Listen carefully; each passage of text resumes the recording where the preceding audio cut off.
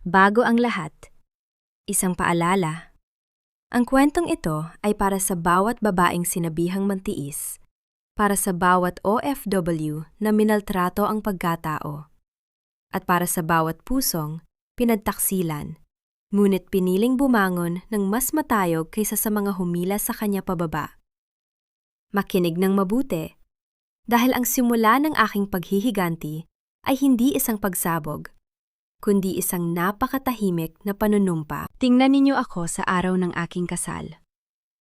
Nakatayo sa harap ng altar, suot ang tila perpektong belo na nagtatago sa aking mga mata. Sa harap ko, ang lalaking nanumpa ng pag-ibig ay nanginginig ang mga kamay, hindi dahil sa pananabik, kundi dahil sa takot na ang bawat lihim niya ay nalantad na sa buong mundo. Ang kanyang matandang ina na akala mo ay reyna ng katarungan ay nakayuko na ngayon. Hindi makatingin sa mga taong dati ay hinahamak niya. May isang dokumentong hawak ang aking abogado. Isang pirasong papel na magpapabagsak sa kanilang lahat. Ngunit bago ang tamis ng paghihiganting iyon, kailangan niyo munang malaman kung paano ako naging yelo sa gitna ng nagbabagang apoy. Ano ba naman ang pakialam ng babaeng yan? Ang mahalaga, nailipat na niya ang pondo para sa resort. Pagkatapos ng kasal, wala na siyang silbi. Ang boses na iyon. Ang boses ni Doña Estrella na dati ay punong-puno ng tamis kapag humihingi ng pera para sa kanyang mga party. Ngayon ay tila lason na humahagupit sa aking pandinig. Nakatayo ako sa labas ng pintuan ng kanilang study room. Bumalik ako dahil naiwan ko ang aking cellphone. Ngunit ang bumati sa akin ay ang katotohanang mas masakit pa sa sampal. Mama, baka naman mahalataan niya. Masyadong matalino si Marisol, sagot ng isa pang boses.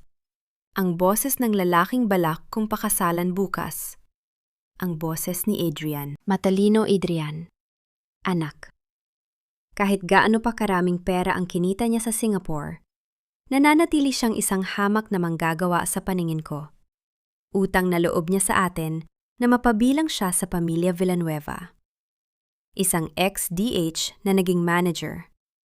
Social climber lang yan. Gamitin mo ang utak mo. Kapag asawa mo na siya, kontrolado na natin ang lahat ng ari-arian niya. At kapag nakuha na natin ang gusto natin, iwan mo na siya. Balikan mo na ang babaeng gusto mo talaga. Tumawa sila ng sabay. Isang tawang tila kuko na kumakalmot sa aking dignidad. Ang bawat salita nila ay tila mga bala na tumatama sa aking likuran. Ngunit sa halip na bumagsak, lalong tumitigas ang aking pagkakatayo. Walang luhang pumatak mula sa aking mga mata. Ang sakit na dapat ay nagpaguho sa akin ay biglang nag-anyong isang malamig na galit.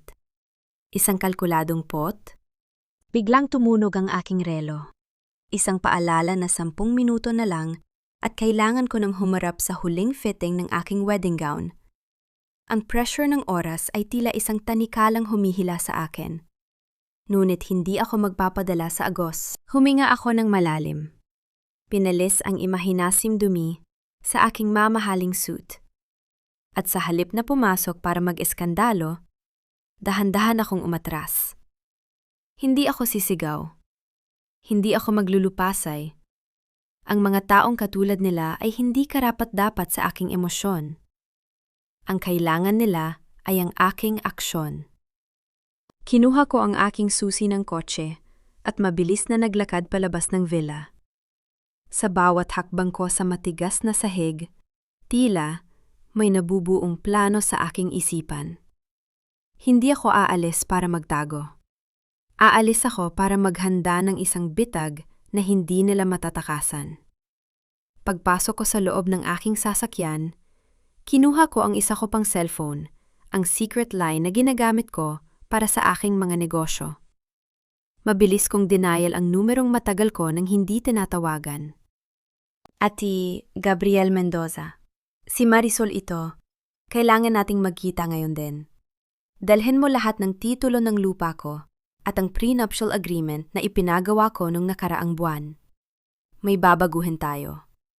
Isang pagbabagong sisiguro na walang kahit isang butel ng bigas ang matitira sa pamilya Villanueva. Lumingon ako sa bintana ng villa kung saan naroon ang 2 taong nagpaplano ng aking pagbagsak. Nakita ko ang anino ni Adrian na masayang uminom ng alak. Ngumiti ako ng napakatipid. Isang meeting, walang init. Inapakan ko ang gas. Ang gagundong ng makina ay tila sagot sa namumuong bagyo sa aking dibdib. Sa loob ng sumunod na 4 na oras, habang iniisip nilang ako ay abala sa pagpili ng bulaklak para sa altar. Isa-isa kong pinutol ang mga koneksyon ng aking bank accounts sa kanilang joint names. Bawat pirma ko sa harap ni attorney, Gabriel ay tila isang saksak sa hinaharap ng mga Villanueva. Marisol, sigurado ka na ba rito? Tanong ni Gabriel habang nakatingin sa akin ng may pag-aalala. Masisira ang pangalan nila. Mawawalan sila ng kahit anong proteksyon. Gabriel, hindi ako nagtrabaho ng 15 taon sa ibang bansa para lang maging tuntungan ng mga taong walang galang sa pawis ko. Gusto nilang maglaro ng apoy, pagbibigyan ko sila. Sisiguraduhin kong sa oras na matapos ang seremonya bukas, sila ang abo at ako ang nananatiling nakatayo. Bumalik ako sa villa nang magtatakip silim na. Sinalubong ako ni Adrian na may dalang isang buket ng mga rosas. Ang kanyang ngiti ay tila isang insulto sa aking talino. Love, nasaan ka galing? Kanina pa kami nag-aalala ni Mama. Sabi ng designer, hindi ka raw sumipot para sa huling fitting ng gown mo. Hinaplos ko ang kanyang pisngi. Malamig ang aking mga daliri. Pasensya na, Adrian. May kailangan lang akong asikasuhin na napakahalagang dokumento. Gusto ko kasing maging perpekto ang lahat para sa atin bukas. Gusto kong makuha niyo ang lahat ng nararapat para sa inyo.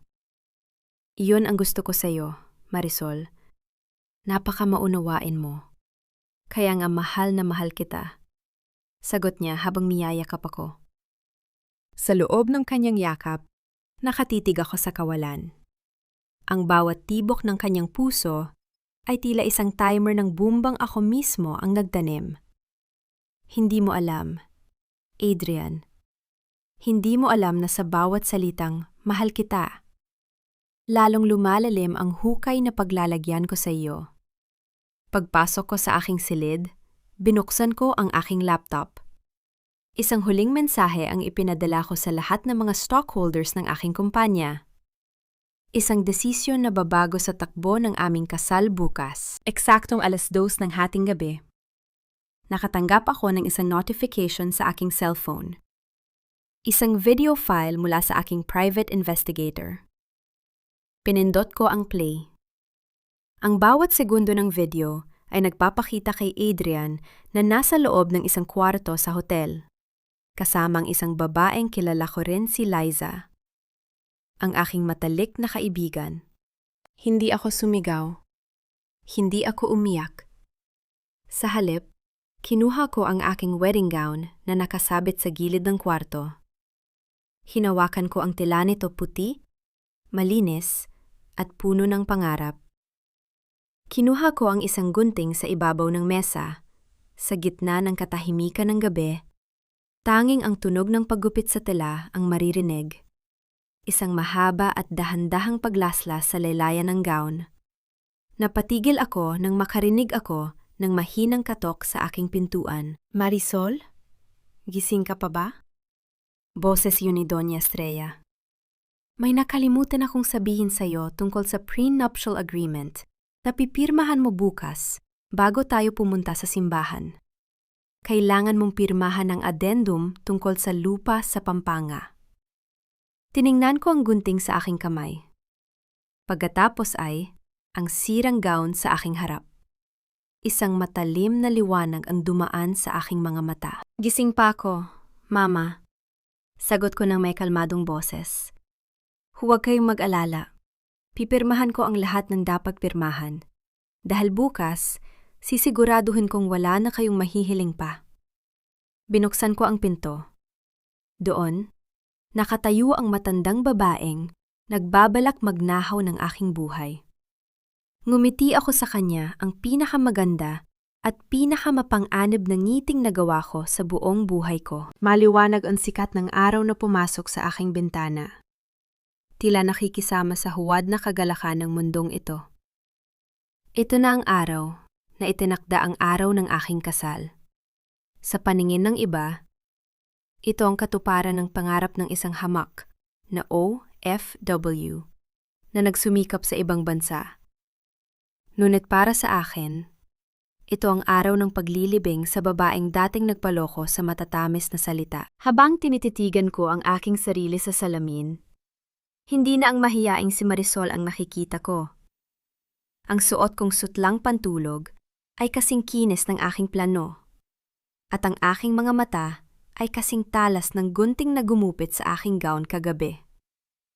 Inayos ko ang aking buhok at naglagay ng kolorete. Pinili ko ang pinaka-inosenteng kulay ng lipstick, isang maputlang rosas, upang itago ang nagbabagang puot sa aking loob. Isang marahas na katok ang bumasag sa aking pag-iisip. Pumasok si Doña Estrella na may dalang isang asul na folder. Ang kanyang ngiti ay hindi umabot sa kanyang mga mata. Tanging ang pagkagutom sa pera ang nakikita ko roon. Good morning, Hiha. Ang ganda mo talaga. Sayang naman at medyo nasira ang gown mo kagabi. Pero huwag kang mag-alala. Ipinaayos ko na sa sastre. Narito ang prenuptial addendum na pinag-usapan natin. Isang mabilis na pirma na lang para wala na tayong iisipin bago ang reception sa resort. Wika niya habang inalalapag ang panulat sa aking harap. Tiningnan ko ang dokumento. Ang lupang ipinamana ni tatay sa Pampanga, ang lupang hindi ko kailanman ibebenta, ay nakasaad doon bilang joint asset na ibibigay kay Adrian bilang tagapamahala. Gusto nilang kunin ang huling alaala ng aking ama. Mama, sigurado ba kayo na kailangan ko itong pirmahan na yun? Baka pwedeng pagkatapos na lang ang seremonya, tanong ko. Pilit na ginagaya ang aking dating boses na puno ng pag-aalinlangan. Hiha, alam mo namang para ito sa proteksyon ninyong dalawa. Isang formalidad lang ito. Ayaw mo namang magkaroon ng aberya sa huling sandali, di ba? Ang boses niya ay naging matigas. Isang babala na nakatago sa ilalim ng laming. Kinuha ko ang panulat. Hindi niya alam na kaninang madaling araw. Bago pa sumikat ang araw, ay nagpadala na ako ng lihim na dokumento kay attorney Gabriel, na nagpapawalang bisa sa anumang pipirmahan ko sa loob ng villa na ito sa ilalim ng undue pressure. Pinirmahan ko ang papel ng may kasiguraduhan. Ayan, Mama, tapos na. Sana ay maging masaya kayo sa resulta nito, sabi ko habang ibinibigay ang folder. Halos maningning ang kanyang mga mata habang niyayakap ang dokumento. Tila hawak na niya ang ginto. Lumabas siya ng kwarto at ilang sandali pa ay pumasok naman si Adrian. Amoy alak pa rin siya. Isang patunay na galing siya sa pakikipagnit ni Ethan sa kanyang lihim na bisyo o marahil ay kay Liza. Lumapit siya sa akin at hinalikan ako sa noo. Love, ready ka na ba ang daming bisita sa baba? Naroon na rin ang catering team. Pero sabi ni Mama, kailangan doon ng additional 50,000 pesos para sa extra champagne. Pwede mo bang i-transfer sa account ko? Nakalimutan ko kasing i-activate ang bagong card ko. Bulong niya sa aking tainga. Ito na naman ang kanyang estilo. Ang maliit na halaga na kapag pinagsama-sama ay naging milyon-milyon na sa loob ng 2 taon. Kinuha ko ang aking cellphone at nagkunwaring nagtatransfer ng pera. Ang totoo, ang check na ibibigay ko sa kanya mamaya ay isang bounce check mula sa isang account na isinara ko na kaninang 8:00 ng umaga. Success, love, nailipat ko na. Gamitin niyo lahat para maging masaya ang mga bisita niyo. Sagot ko habang nakangiti ng matamis. You're the best, Marisol. Kaya nga hinding-hindi kita pakakawalan. Wika niya bago lumabas para asikasuhin ang mga bisita. Nang maiwan akong mag-isa, mabilis kong kinuha ang aking maliit na vault sa ilalim ng kama. Naroon ang aking tunay na pasaporte, ang mga orihinal na titulo ng aking mga negosyo sa Singapore, at ang mga ebidensyang kinalap ng aking investigator. Inilagay ko ang lahat ng ito sa isang bag na itinago ko sa ilalim ng aking malapad na belo. Dahan-dahan akong bumaba ng hagdan. Ang mansyon ng mga Villanueva ay puno ng tawanan at tunog ng mga kubyertos. Nakita ko si Liza sa malayo, suot ang kanyang maid of honor dress. Umiwas siya ng tingin nang magtama ang aming mga mata. Ang traidor na kaibigan. Pakiramdam ko ay gusto kong isigaw sa lahat ang ginagawa nila ni Adrian sa loob ng hotel. Ngunit nanatiling tikom ang aking bibig. Ang aking katahimikan ay ang kanilang hatol. Lumabas ako sa gilid ng mansyon, kung saan naghihintay ang sasakyang magdadala sa akin sa simbahan. Nakita ko ang driver ni attorney, Gabriel, na nakaparada sa tapat ng gate. Sa isang mabilis na pagkakataon, iniabot ko sa kanya ang bag na naglalaman ng aking buong buhay. Ibigay mo ito kay Gabriel. Sabihin mo, simulan na ang phase 2 sa sandaling tumunog ang kampana.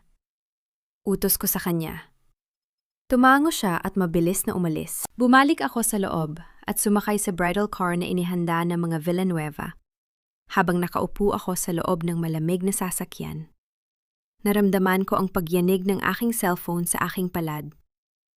Isang mensahe mula sa isang hindi kilalang numero ang lumitaw sa screen. Huwag kang tumuloy sa simbahan, Marisol. Pinaplano nilang gamitin ang pangalan mo para protektahan ang utang nilang 18 milyong piso. Kapag sinabi mo ang I do, ikaw na ang magbabayad ng lahat ng kasalanan nila. Napatigil ang tibok ng aking puso. Hindi dahil sa takot, kundi dahil sa pagkagulat. May ibang nakakaalam ng kanilang plano. Sino ang taong ito na nagtatangkang maging tagapagligtas ko? Tumingin ako sa bintana. Papasok ng sasakyan sa kalsada, patungo sa San Agustin Church. Nakita ko ang mga bodyguard ni Adrian na nakasunod sa amin. Tila sinisiguradong hindi ako makakatakas. Ang mensaheng yon ay hindi lamang babala. Ito ay isang hamon. Hinawakan ko ng mahigpit ang aking bouquet. Ang mga rosa sa aking kamay ay tila sumasalamin sa aking kalagayan maganda sa labas. Ngunit may mga tinit na handang manakit sa sinumang magtangkang sumira sa akin. Manong, tumiretso lang tayo. Sabi ko sa driver nang mapansin kong parang bumabagal ang takbo namin. Ma'am, parang may sumusunod sa atin na itim na sasakyan kanina pa. Sagot ng driver na bakas ang kaba sa boses. Lumingon ako sa likod. Isang itim na SUV ang nakabuntot. Hindi ang sasakyan ng mga Villanueva. Sa sandaling yon, isang panibagong mensahe ang pumasok sa aking telepono. Isang litrato ito. Litrato ng aking ama na nasa ospital noong nakaraang taon. At sa tabi niya ay si Ramon Villanueva na may hawak na pluma. Ang caption ay maikli, ngunit nakakapanghilakbot. Hindi namatay ang tatay mo sa sakit, Marisol. Pinatay siya ng pirma sa papel na hawak mo ngayon. Naramdaman ko ang pag-akyat ng dugo sa aking ulo. Ang malamig kong lohika ay biglang naging apoy. Kung totoo ang sinasabi ng mensaheng ito, ang paghiganti ko sa pera ay kulang pa. Kailangan kong sirain hindi lamang ang kanilang yaman, kundi pati na ang kanilang kaluluwa. Bilisan mo ang takbo, Manong. Huwag kang hihinto hanggat hindi tayo nakakarating sa simbahan. Sigaw ko habang ang aking mga kamay ay nanginginig sa galit. Sa dulo ng kalsada, natatanaw ko na ang kampanaryo ng simbahan. Ang tunog ng kampana ay nagsisimula ng umalingaw-ngaw sa hangin. Tila isang babala, ng oras ng paghuhukom ay narito na. Ngunit ang mas malaking tanong sa aking isipan, sino ang nagpapadala ng mga mensaheng ito? At ano ang kinalaman nila sa kamatayan ng aking ama? Ang bawat pintig ng aking puso ay tila isang mabigat na martilyo na tumatama sa aking dibdib habang binabasa ko muli ang mensahe sa aking telepono. Ang larawan ng aking ama sa kanyang huling mga sandali, ang kanyang mukhang puno ng pagod, at ang kamay ni Ramon Villanueva na nakapatong sa isang dokumento ay tila isang sumpa na bumabalot sa aking pagkatao. Kung totoo na may kinalaman sila sa pagkawala ni tatay, hindi sapat ang mawalan sila ng pera. Kailangan nilang maranasan ang dilim na pinagdaanan ko noong mamatay ang kaisa-isang taong nagmahal sa akin ng tunay. Huminto ang sasakyan sa harap ng malaking pinto ng San Agustin Church. Ang mga tao sa labas, mga reporter at mga usisero, ay nagsimulang magkagulo upang masilayan ang lucky bride ng taon. Ngunit sa likod ng aking belo, ang aking mukha ay tila isang estatwang gawa sa marmol. Walang emosyon, walang takot. Tanging ang lamig ng aking plano ang nananalatay sa aking mga ugat. Bumukas ang pinto ng sasakyan at ang init ng hapon ay sumalubong sa akin, kasama ang amoy ng mga mamahaling bulaklak na nakapaligid sa entrance. Inalalayan ako ng mga wedding coordinator patungo sa holding room sa gilid ng simbahan. Doon, naghihintay ang aking mga abay. At sa gitna nila ay si Liza. Marisol? Oh my God, ang ganda-ganda mo. Bakit parang namumutla ka? Tanong ni Liza habang lumalapit sa akin. Hinawakan niya ang aking mga kamay, ngunit agad kong naramdaman ang panginginig ng kanyang mga daliri. Tiningnan ko siya ng diretso sa mga mata. Napagod lang siguro ako sa biyahe. Liza, maraming iniisip. Ikaw, bakit parang hindi ka mapakali? May problema ba sa bridal shower plan mo o may iba ka pang itinatago sa akin? Napaiwas siya ng tingin at kunwaring inayos ang laylayan ng aking gown. Wala naman, love. Masyado lang akong excited para sa inyo ni Adrian. Alam mo namang pangarap nating dalawa ito simula pa noong college, 'di ba? Ngumiti ako. Isang ngiting hindi umabot sa aking mga mata. Oo, Liza, pangarap. Pero ang pangarap ng isa ay pwedeng maging bangumot ng iba. Iniwan ko siya roon at pumasok sa maliit na silid kung saan naroon ang aking vanity mirror. Sinadya kong iwan ang aking cellphone sa ibabaw ng mesa, nakaharap sa kanya, habang pumasok ako sa banyo upang ayusin ang aking belo.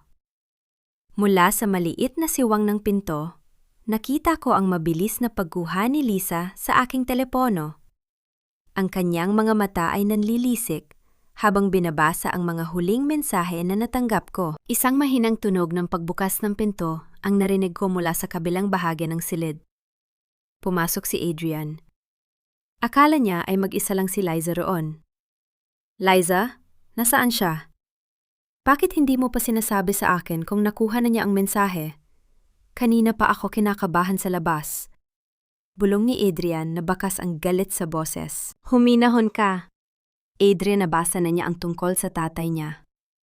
Pero parang wala siyang reaksyon. Masyadong matigas si Marisol. Hindi ko na siya mabasa. Sagot ni Liza habang ibinabalik ang cellphone ko sa mesa. Kailangang matuloy ang kasal na ito.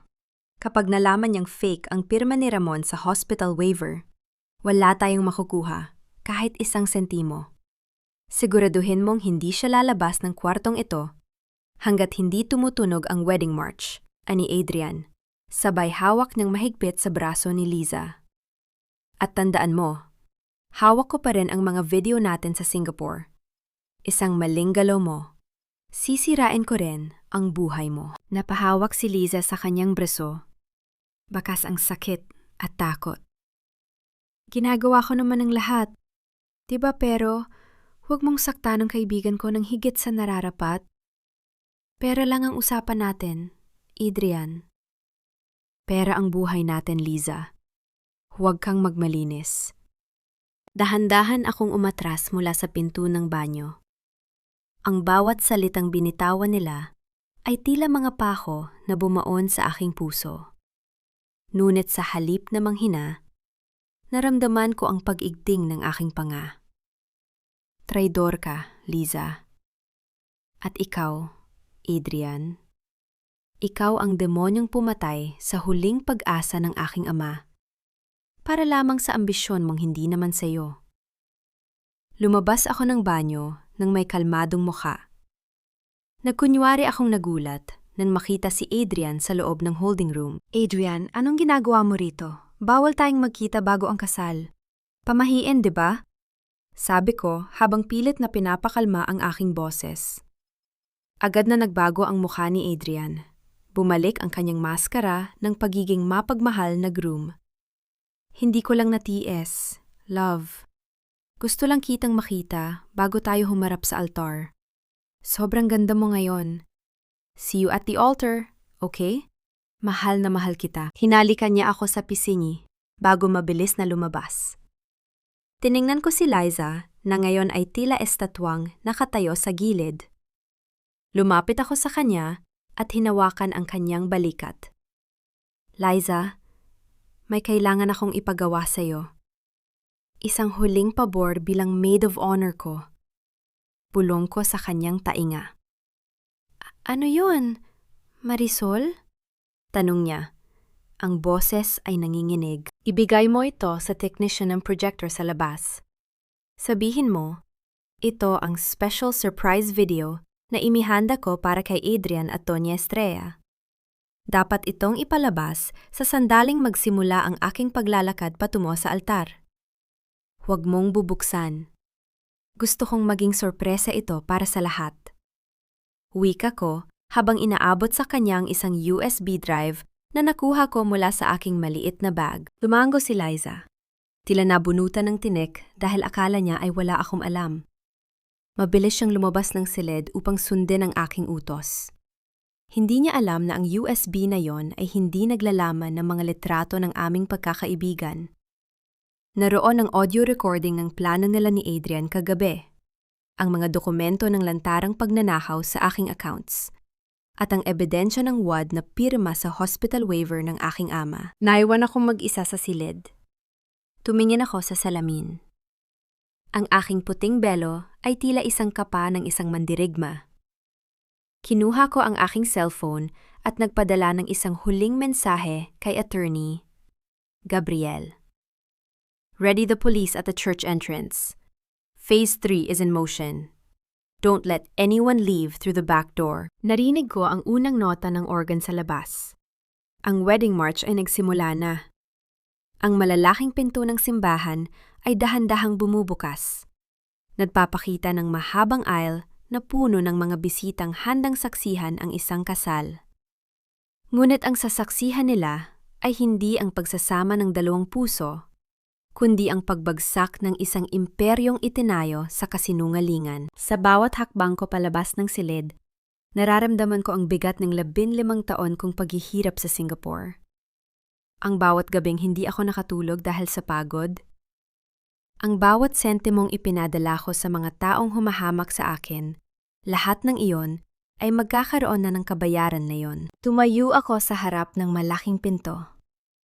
Ang liwanag mula sa labas ay tila tumatama sa aking mukha. Nakita ko si Adrian sa dulo ng aisle, nakangiti, handang tanggapin ang kanyang premyo.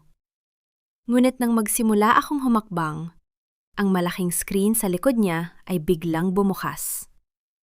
Ang tunog ng tawa ni Doña Estrella ang unang umalingaw-ngaw sa buong simbahan. Isang ex-katulong na yumaman lang sa Singapore. Social climber lang yan. Ang ngiti ni Adrian ay biglang naglaho. Ang buong simbahan ay natahimik. Tila huminto ang pag-ikot ng mundo. Huminto ako sa aking paglalakad. Itinaas ko ang aking belo at tumingin ng diretso kay Adrian. Ang aking boses ay hindi nang hinig nang bumuka ang aking bibig sa gitna ng nakakabinging katahimikan. Adrian, hindi ako ang iyong biktima. Ako ang iyong hatol. Ang bawat salitang lumalabas sa malaking screen ay tila mga latigo na humahagupit sa dangal ng mga Villanueva. Ang katahimikan sa loob ng San Agustin Church ay hindi na banal. Ito ay naging isang nakabibinging hatol. Nakita ko ang unti-unting pagkapunit ng maskara ni Adrian habang ang kanyang sariling boses, na puno ng paghamak sa akin, ay umaalingaw-ngaw sa bawat sulok ng dambana. Ang mga bisitang kanina lang ay bumubulong ng paghanga, ay ngayon ay nakatingin ng may halong pandidiri at gulat. Patain niyo yan. Anong kalokohan nito? I-off niyo ang projector. Ang sigaw ni Doña Estrella ay bumasag sa tensyon. Tumakbo siya patungo sa gilid ng altar. Ang kanyang mamahaling gown ay sumasayad sa sahig, habang pilit niyang itinutulak ang mga teknisyon. Ang kanyang mukha na dati ay puno ng kaplastikan, ay ngayon ay namumula sa galit at kahihiyan. Ngunit hindi tumigil ang video. Lumitaw ang mga dokumento, ang mga bank transfer na ninakaw nila mula sa aking pinaghirapan. At ang pinakamasakit sa lahat, ang huwad na pirma ng aking ama habang siya ay nasa bingit ng kamatayan. Humakbang ako ng dahan-dahan patungo sa harap, hindi bilang isang ikakasal, kundi bilang isang hukom. Ang tunog ng aking mga takong sa marmol na sahig ay tila tunog ng isang orasan na nagbibilang ng huling sandali ng kanilang kapangyarihan. Marisol, mahal, makinig ka. Huwag kang maniwala sa nakikita mo. Edit lang yan ng mga taong gustong sumira sa atin. Sigaw ni Adrian habang bumababa siya mula sa altar. Sinubukan niyang hawakan ng aking mga kamay, ngunit umatras ako. Ang kanyang mga mata ay nalilisik, punong-puno ng desperasyon at panlilinlang. Edit. Ang boses ko ay kalmado, singlamig ng semento sa ilalim ng aming mga paa. Adrian, ang boses mo ay hindi kayang gayahin ng kahit anong makina. Ang kasakiman niyo ni Doña Estrella ay orihinal. Walang halong biro. Walang hiya kang babae ka, pagkatapos ng lahat ng ginawa namin para tanggapin ka sa pamilyang ito. Ang bongga na boses ni Doña Estrella ay umalingaw-ngaw habang dinuduro ako sa harap ng lahat. Isang hamak na katulong ka lang na pinayaman ng pagkakataon. Utang na loob mo sa amin ang apelyidong ito. Numiti ako ng napakaitim. Ang apelyidong Villanueva ay punong-puno ng utang. Doña Estrella, 18 milyong pisong utang sa akin, at hindi mabilang na utang ng dugo sa tatay ko. Sa tingin niyo ba ay magpapakasal ako sa isang mamamatay tao at magnanakaw? Nagkaroon ng malakas na bulungan sa buong simbahan. Ang salitang mamamatay tao ay tila isang kidlat na tumama sa gitna ng karamihan. Sa sandaling iyon, bumukas ang malaking pinto ng simbahan. Hindi bagong bisita ang pumasok, kundi si Attorney Gabriel Mendoza, kasama ang 4 na lalaking nakauniporme ng pulis. Adrian Villanueva, Doña Estrella Villanueva, at Ramon Villanueva, ani Gabriel habang inilalabas ang isang folder na puno ng mga legal na dokumento. Kayo ay inaaresto sa mga kasong estafa, falsification of private documents, at investigasyon para sa medical malpractice at fraud, kaugnay ng pagkamatay ni Ginoong Theodoro de la Cruz. Hindi ito totoo, Marisol. Pigilan mo ito. Sisirain mo ang pangalan natin. Sigaw ni Adrian habang hinahawakan siya ng mga pulis sa braso. Ang kanyang lakas ay biglang nawala, tila isang lubong tinusok ng karayom. Tiningnan ko si Liza na nakatayo sa gilid, umiiyak at nanginginig.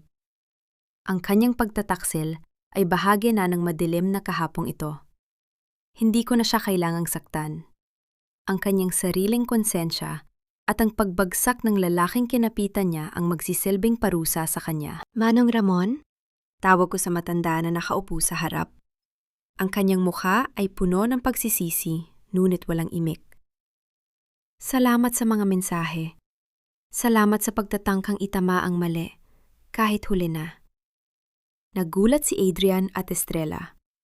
Ang misteryosong nagpadala ng babala ay ang sarili nilang ama at asawa. Ang lalaking akala nila ay sunod-sunuran ay ang siyang nagbigay sa akin ng huling alas upang itumba sila. Lumapit ako kay Adrian. Sapat na malapit upang maramdaman niya ang aking hininga. Inilabas ko ang engagement ring na isinuot niya sa akin, ang singsing na binili rin gamit ang perang kinuha niya sa aking account. Dahan-dahan ko itong ibinagsak sa kanyang palad na nakapiring ng posas. Salamat sa palabas, Adrian. Pero tapos na ang seremonya. Ang kasal na ito ay hindi kailanman nangyari. Dahil ang babaeng kilala mo ay matagal na ring namatay kasama ng tatay ko. Ang kaharap mo ngayon ay ang babaeng kukuha ng bawat sentimo, bawat ari-arian, at bawat hininga ng laya na meron kayo. Habang hinihila sila palabas ng simbahan sa gitna ng tilamsik ng mga flash ng kamera ng mga reporter, naiwan akong nakatayo sa gitna ng altar. Ang puting gown ko ay tila isang malaking insulto sa madilim na kaganapang ito. Kinuha ko ang aking belo at marahas itong hinila. Hinayaan itong mahulog sa sahig na parang isang basahan. Ati Gabriel, tawag ko habang nakatitig sa krus sa harap. Siguraduhin mang walang piyansa. Gusto kong mabulok sila sa rehas, habang pinapanood nilang binubura ko ang pangalang Villanueva sa mapa ng Makati. Nakaayos ng lahat, Marisol, pero may isang problema. Bulong ni Gabriel habang papalapit sa akin. Ang 18 milyong piso na nakuha nila, hindi na nila hawak. Nailipat na ito sa isang offshore account sa pangalan ng isang tao na hindi natin inaasahan. Napatigil ako. Tumingin ako kay Gabriel. Ang aking mga mata ay naniningkit. Sino? Sa pangalan ni Liza Santos, at ang account ay na-access 5 minuto na ang nakalilipas mula sa isang location sa labas ng simbahang ito. Mabilis akong lumingon sa pwesto ni Liza, ngunit wala na siya roon. Ang tanging naiwan ay ang kanyang maid of honor bouquet na nakatapon sa sahig. Ang tunog ng mabilis na pag-alis ng isang sasakyan sa labas ay umalingaw-ngaw sa katahimikan ng simbahan. Ang aking tagumpay ay biglang nabalot ng isang bagong panganib. Hindi pa tapos ang laban. Ang taong akala ko ay biktima rin ay siya pa lang. May hawak ng huling alas. Walang puwang ang luha sa mga matang nakatuon sa hustisya. Habang pinapanood ko ang laylayan ng aking gown na nakakalat sa sahig ng simbahan, hindi pang hihinayang ang nararamdaman ko, kundi isang matalim na pot na mas masahol pa sa naranasan ko kanina. Ang 18 milyong piso ang bawat sentimo ng aking pagod sa Singapore. Ang bawat gabing hindi ko naidlip dahil sa pangungulila sa bayan ay tinangay ng babaeng tinawag kong kapatid. Marisol, kailangang dumiretso na tayo sa presinto para mag-file ng formal na reklamo. Ang immigration ay naabutan na rin ng alerto para kay Liza, wika ni attorney. Gabriel, habang inaalalayan ako, ang kanyang boses ay kalmado, ngunit bakas ang pagmamadali. Hindi siya makakalayo, Gabriel. Kilala ko si Liza. Hindi siya aalis ng bansa nang hindi kinukuha ang huling piraso ng kanyang premyo. Sagot ko. Hinubad ko ang aking sapatos na may mataas na takong at pinalitan ito ng simpleng sapatos na kinuha ko sa aking sasakyan. Ang bawat kilos ko ay mabilis. Walang pag-aalinlangan. Sumakay kami sa sasakyan at tumuloy sa Makati Police District. Pagpasok pa lang namin, ang boses ni Doña Estrella ay umalingaw-angaw na sa buong hallway. Nakaupo siya sa isang matigas na bangko. Nakapiren ang mga kamay ng bakal na posas.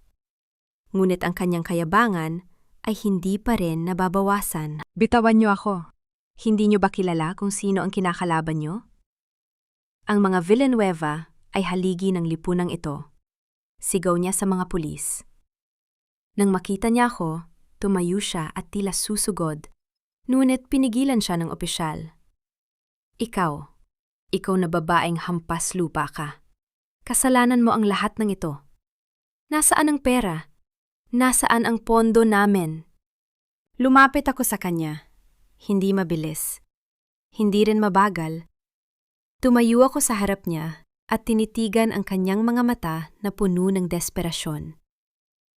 Ang perang hinahanap niyo, Doña Estrella, ay wala na sa akin. At lalang wala na sa inyo. Tinangay ni Liza ang lahat. Ang anak niyo, na akala niya ay siya ang master manipulator, ay naisahan ng isang babaeng mas magaling maglaro kaysa sa kanya. Nanlaki ang mga mata ng matandang babae. Ang kanyang labi ay nanginig. Ano hindi? Hindi magagawa ni Adrian na magpaloko sa babaeng yan, mahal niya si Adrian. Hindi marunong magmahal ang mga taong tulad niyo, Donya. Ang tanging alam niyo ay kumuha. At ngayon, may kumuha sa inyo. Karma ang tawag doon. Wika ko, bago ako tumalikod at naglakad patungo sa selda kung saan naroon si Adrian. Nakaupo si Adrian sa sulok. Nakayuko. Ang kanyang buhok ay gulo-gulo. Nang marinig niya ang tunog ng aking paglapit, itinaas niya ang kanyang tingin. Punong-puno ng luha ang kanyang mga mata. Ngunit wala akong naramdamang kahit anong awa. Marisol, love, please, patawarin mo ako. Nagawa ko lang yon dahil sa utang ni Mama. Akala ko, kapag nakuha ko ang pera mo, mababayaran ko lahat at magsasama tayo ng masaya. Pagsusumamo niya habang lumalapit sa rehas. Huwag mong dungisan ang salitang mahal. Adrian, ninakawan mo ako. Pinanood mong mamatay ang tatay ko habang pinapapirma niya siya ng peking waiver.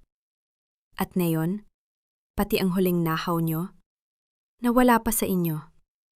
Si Liza. Ang mahal mong si Liza. Kinuha ang 18 milyon at iniwan ka ritong mabulok. Napahawak si Adrian sa mga bakal na rehas. Hindi totoo yan. Sinabi niya sa akin, magkikita kami sa airport pagkatapos ng gulo. May flight kami patungong Hong Kong. Natawa ako ng mahina. Isang tawang puno ng pait. Hong Kong, ang huling transaction ng account ni Liza ay mula sa isang terminal sa labas ng simbahang ito. Habang inaaresto ka, pinapanood kanyang mawalan ng lahat bago siya lumisan bitbit ang pera ko. Ganyan ang pag-ibig na itinanim niyo, Adrian. Isang lason na kayo rin ang unang uminom. Iniwan ko siyang humihagulgol sa loob ng selda. Paglabas ko ng presento, sinalubong ako ng malamig na hangin ng gabi. Inabot sa akin ni Gabriel ang kanyang cellphone. Isang location pin ang lumitaw sa screen. Nahanap na namin ang sasakyang ginamit ni Liza. Iniwan niya ito sa isang abandonadong bodega sa malapit sa port ng Maynila. Pero Marisol, may natanggap kaming impormasyon. Hindi lang pera ang dala niya. Seryosong sabi ni Gabriel. Ano pa? Ang orihinal na titulo ng lupa sa Pampanga. Ang dokumentong ipinapirma sa iyo ni Doña Estrella kaninang umaga. Hindi yun napunit sa gulo. Ninakaw iyon ni Liza bago siya umalis ng simbahan. Naramdaman ko ang paglamig ng aking buong katawan. Ang lupang iyon ang huling pamana ni tatay. Kung hawak iyon ni Liza, maaari niyang ibenta ang ari-arian sa mga illegal developers bago pa namin mablock ang transaction. Kailangan nating pumunta roon. Gabriel, na yun din. Utos ko habang sumasakay sa kotse. Habang binabagtas namin ang madidilim na kalsada patungo sa port, isang mensahe ang pumasok sa aking telpono. Isang video call mula sa isang hindi kilalang account. Pinindot ko ang accept. Lumitaw ang mukha ni Liza. Hindi na siya umiiyak. Nakasuot siya ng isang mamahaling shades at nasa loob ng isang tila luxury speedboat. Sa kanyang likuran, natatanaw ang dahan-dahang paglayo ng mga ilaw ng Maynila. Marisol, huwag ka na mapakapagod. Wika ni Liza. Ang boses ay puno ng tagumpay. Nakuha ko na ang bayad sa 15 taon mong pagmamayabang sa akin. Akala mo ba hindi ko alam kung paano mo ako kinakaawaan tuwing nagpapadala ka ng balikbayan box? Akala mo ba gusto kong maging anino mo lang habang buhay? Ngayon, ako naman ang magiging reyna at ang lupa ng tatay mo. Sabihin na lang nating may nahanap na akong buyer na handang magbayad ng goble. Liza, ibalik mo ang titulo. Ang pera. Sige, nakawin mo na. Pero wag mong idamay ang alaala ng tatay ko. Sigaw ko. Pilit na itinatago ang panginginig ng aking boses. Ngumiti siya ng malapad. Isang ngiting tila demonyo. Huli na, Marisol.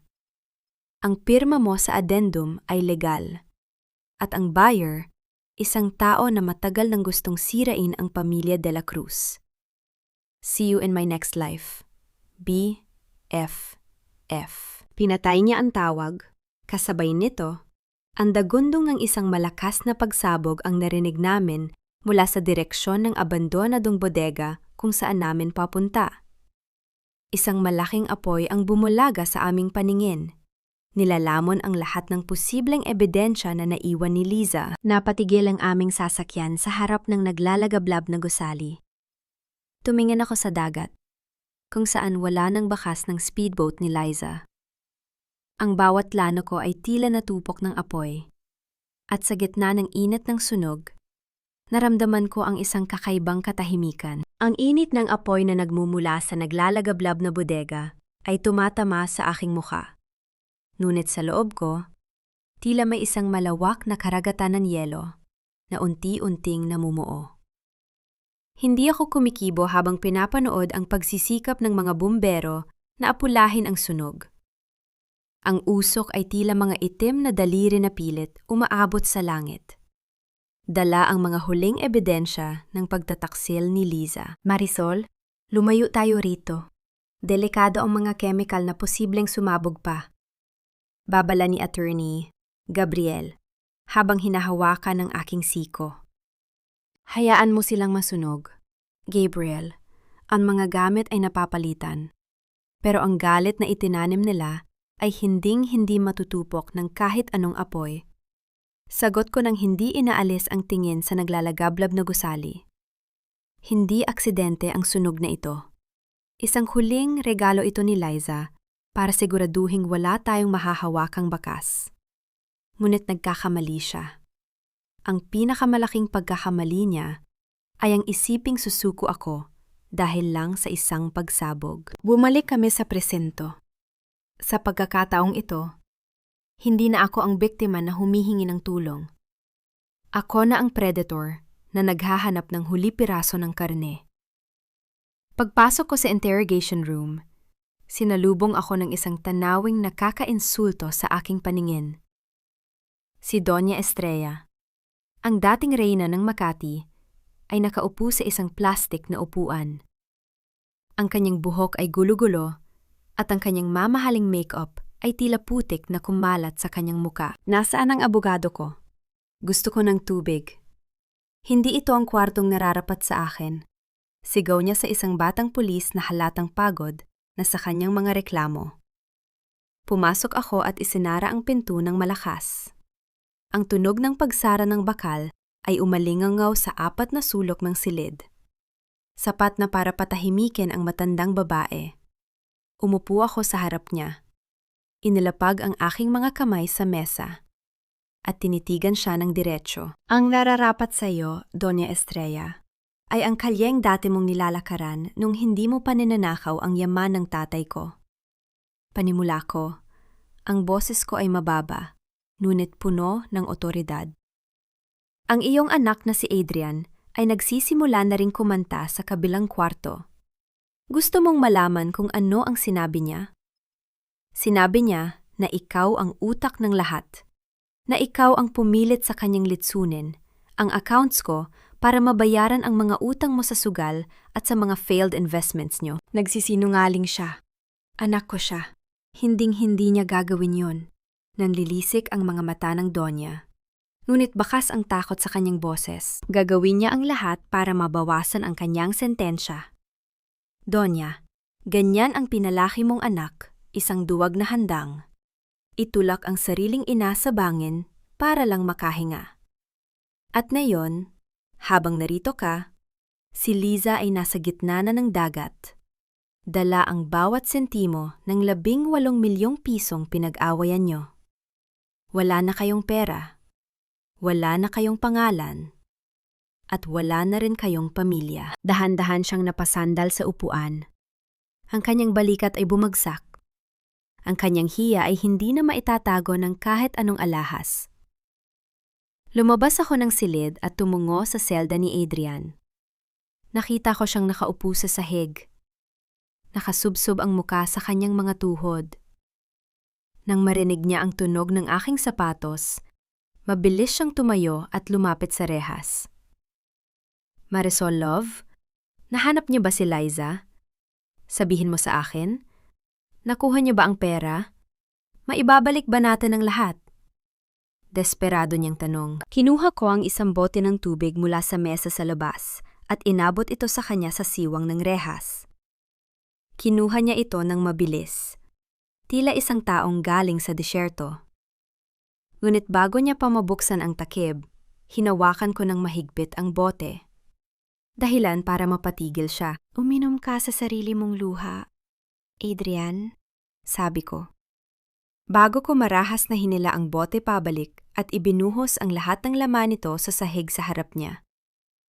Ang tunog ng tubig na tumatapon sa semento ay tila isang nakakainsultong musika. Akala mo ba ay narito ako para iligtas ka?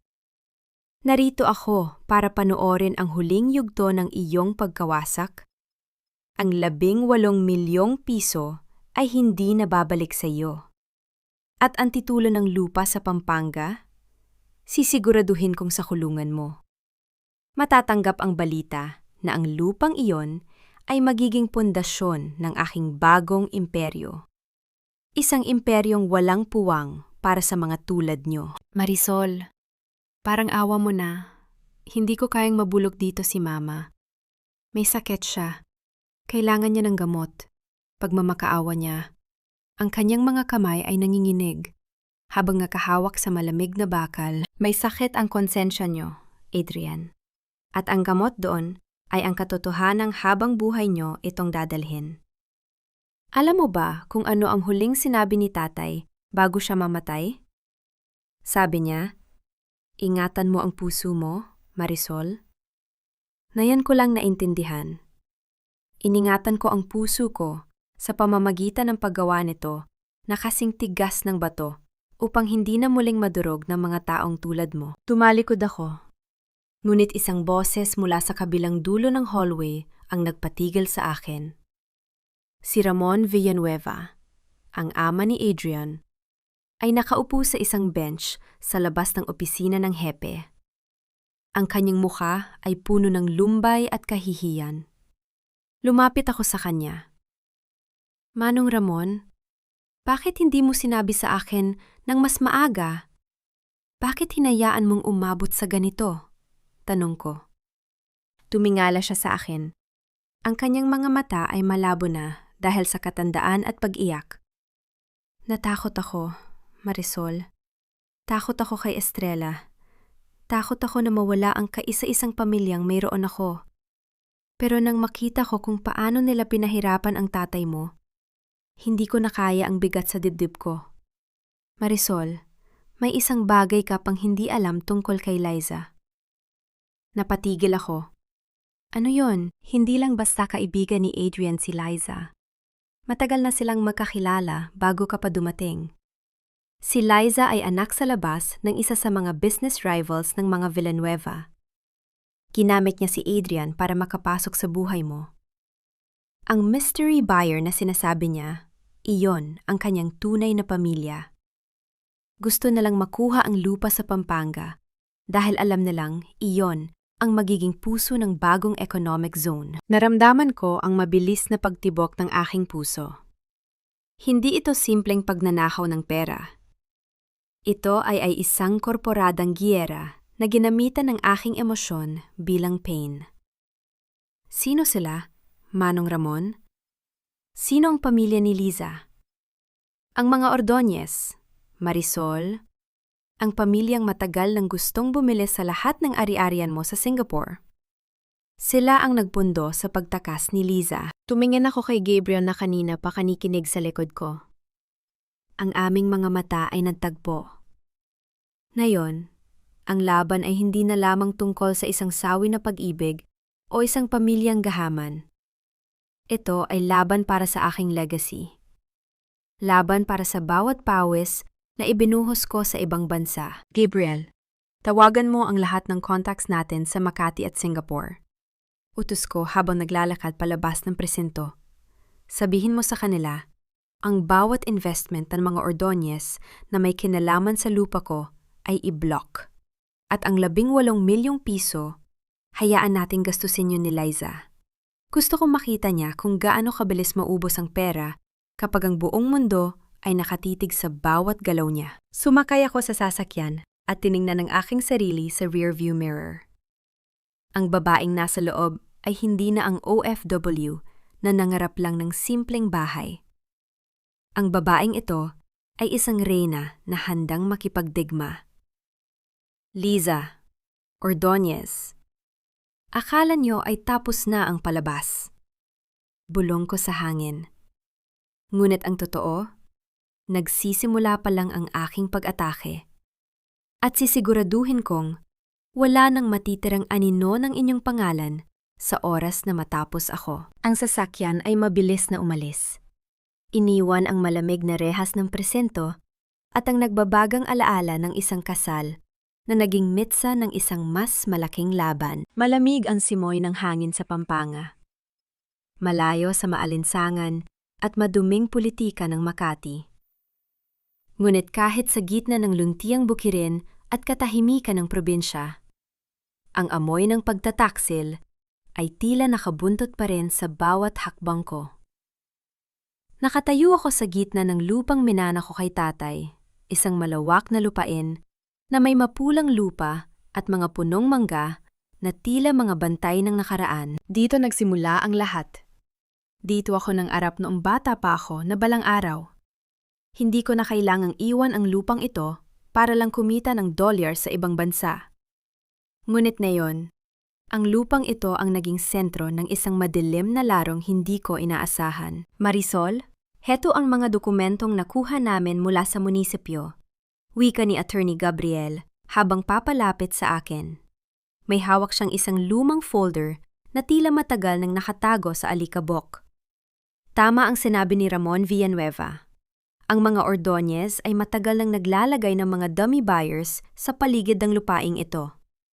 Hinihintay lang nila ang tamang pagkakataon na makuha ang puso ng proyektong ito, ang lupa mo. Kinuha ko ang folder at dahan-dahang binuksan.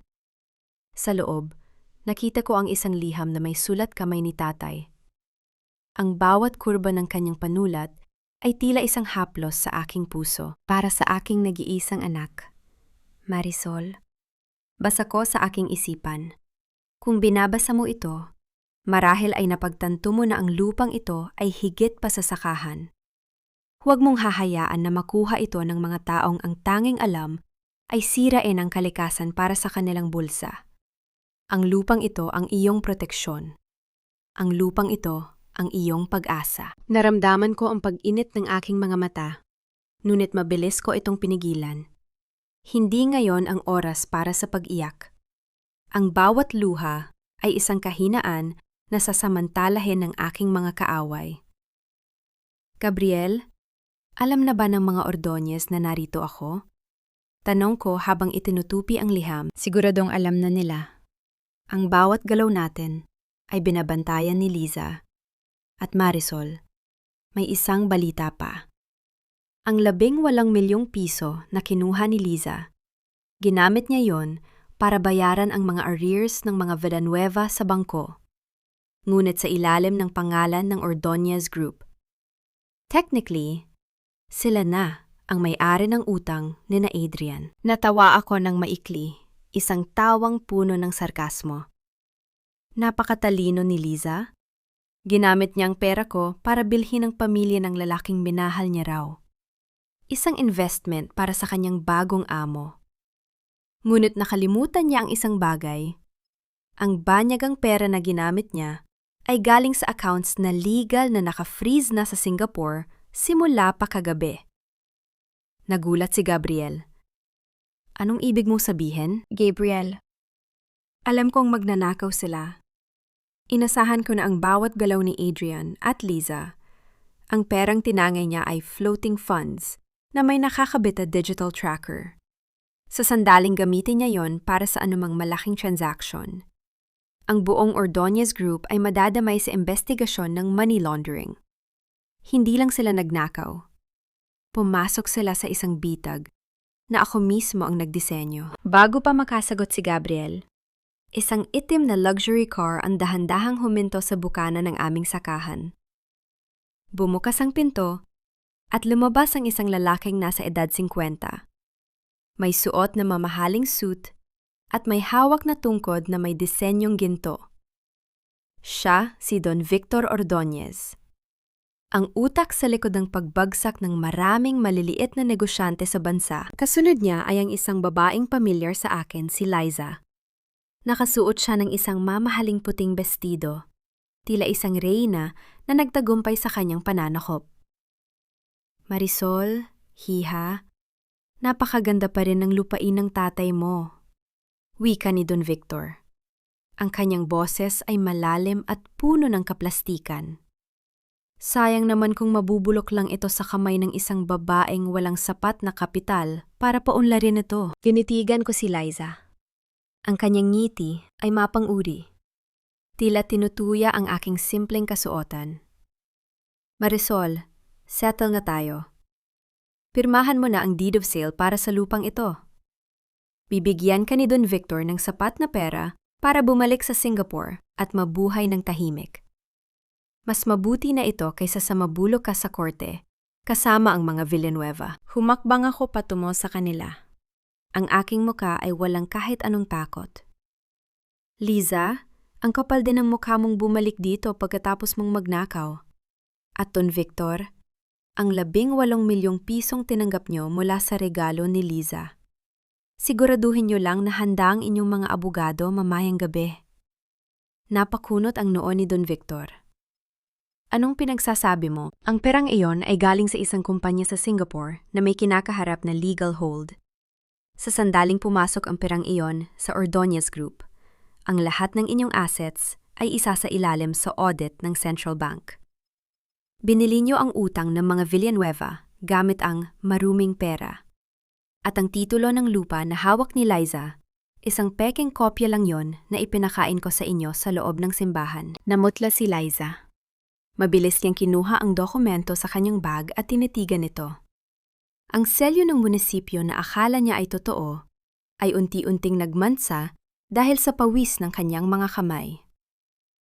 Nasaan ang orihinal? Sigaw ni Don Victor. Ang kanyang boses ay puno na ng galit.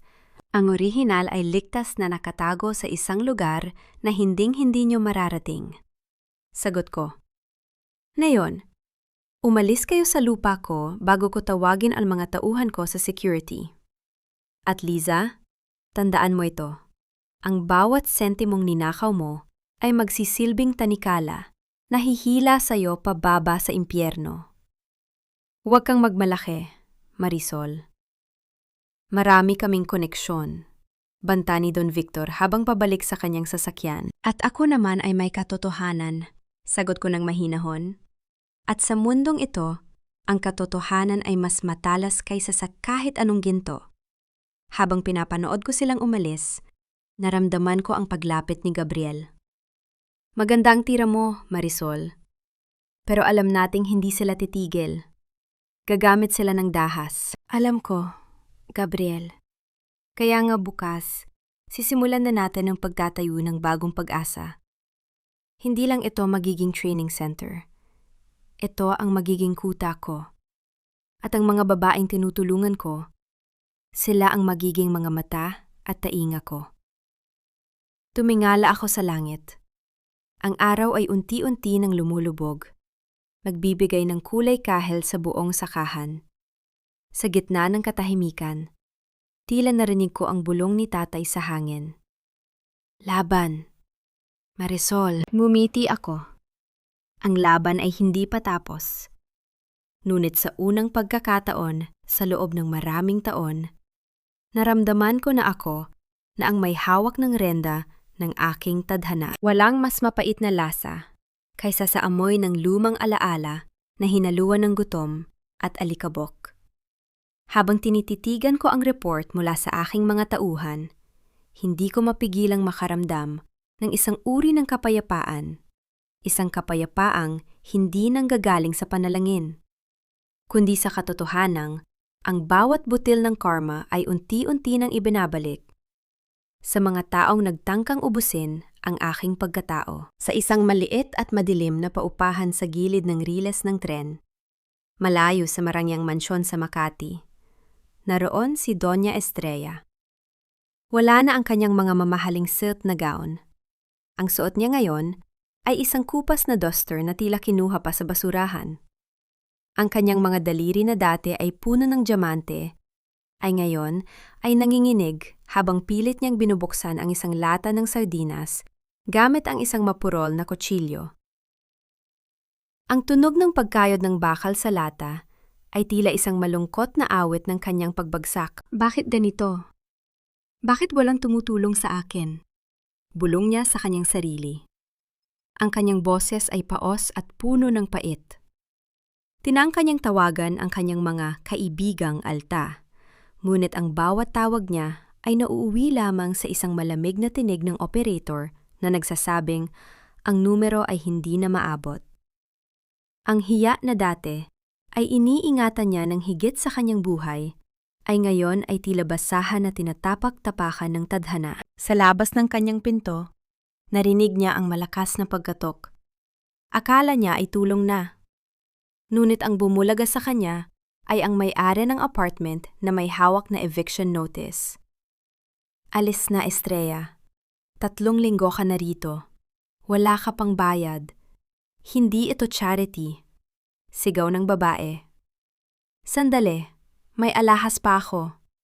Itong kwintas na ito, diamante ito. Pagsusumamo ni Estrella habang hinuhubad ang huling kwintas na nakasabit sa kanyang leeg. Kinuha ito ng may-ari. Tiningnan ng maigi sa ilalim ng bumbilya at pagkatapos ay malakas na tumawa. Isang tawang tila sampal sa muka ng matanda.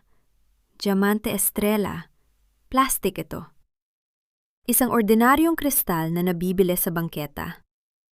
Niloko ka ng sarili mong anak. Ang kwintas ay ibinagsak sa sahig, at ang tunog ng pagkabasag ng plastic ay tila tunog ng huling pag-asa ni Estrella na gumuho.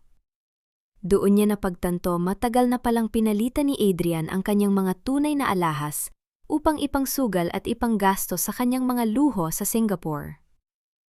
Ang anak na kanyang kinonsinti sa kasamaan ay ang siya palang unang nagnakaw sa kanya. Habang nangyayari ito sa Maynila, sa kabilang panig naman ng lungsod, sa loob ng isang madilim na eskinita malapit sa airport, pawis na pawis si Adrian. Nakasuot siya ng isang lumang jacket at tinitingnan ng isang peking pasaporte na binili niya sa black market gamit ang huling perang itinago niya sa kanyang sapatos. Kailangang makalabas ako rito. Kapag nakarating ako sa Sabah, doon ako magsisimula muli. Bulong niya sa kanyang sarili. Ang kanyang mga mata ay nanlilisik sa takot at desperasyon. Naglakad siya patungo sa departure area.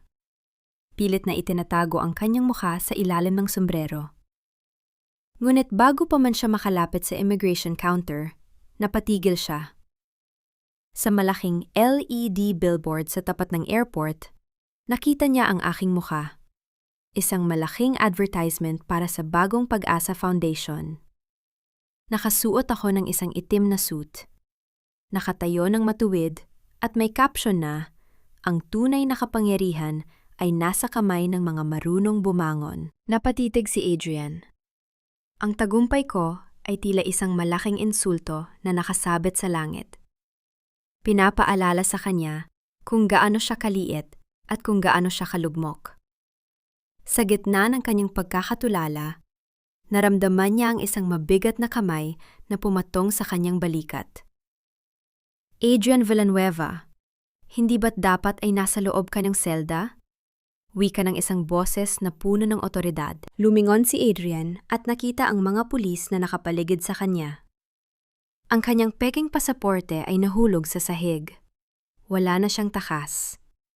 Habang pinapoposan siya sa harap ng maraming tao, Ang tanging nakikita niya ay ang billboard kung saan ako nakangiti isang ngiting tila nagpapaalam sa kanyang kalayaan. Bumalik ako sa aking opisina sa Pampanga. Inabot sa akin ni Attorney Gabriel ang isang sulat na may selyo ng isang ospital. Marisol. Mula ito kay Ramon Villanueva.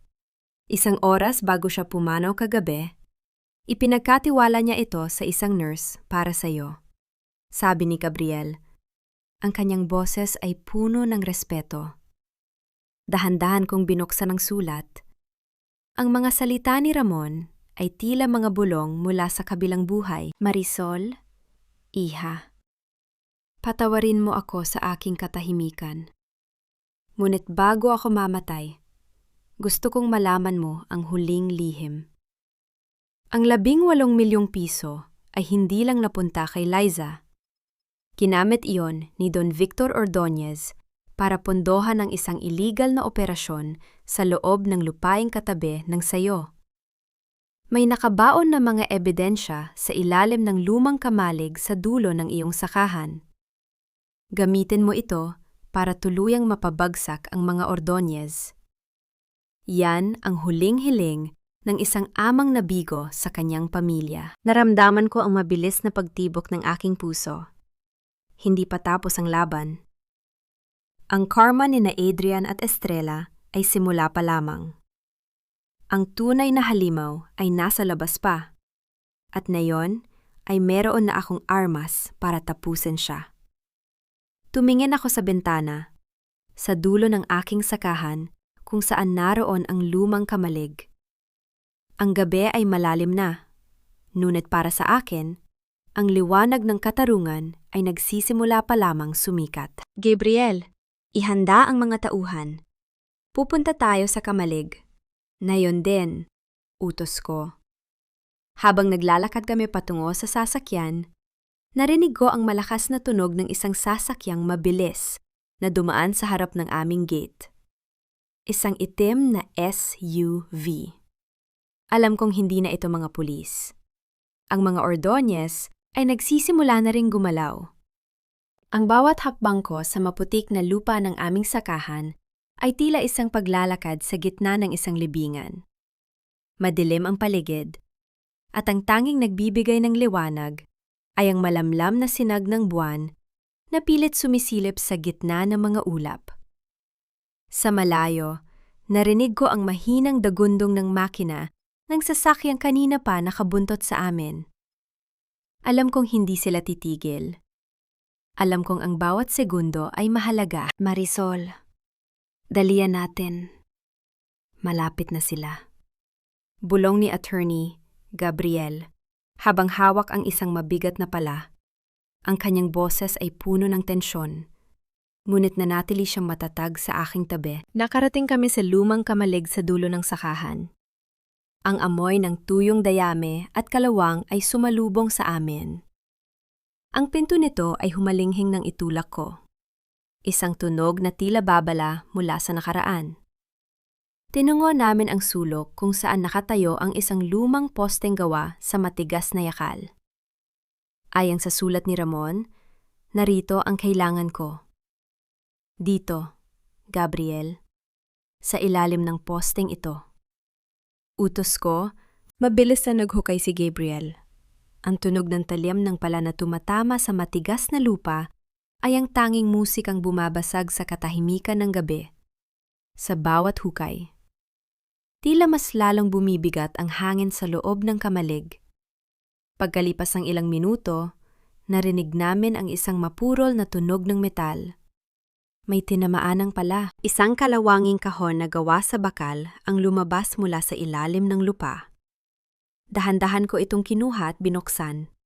Sa loob, naroon ang mga folder na balot ng plastic. Ang mga dokumento ng Ordonez Group, mga record ng illegal na pagmimina sa mga protektadong lugar, mga listahan ng mga opisyal na kanilang binayaran, at ang pinaka-importante, ang blueprint ng proyekto nilang sisira sa kalikasan ng Pampanga. Ngunit bago ko pa man maipakita ang tagumpay sa aking mukha, isang nakasisilaw na liwanag mula sa mga headlight ng sasakyan ang biglang bumalot sa buong kamalig.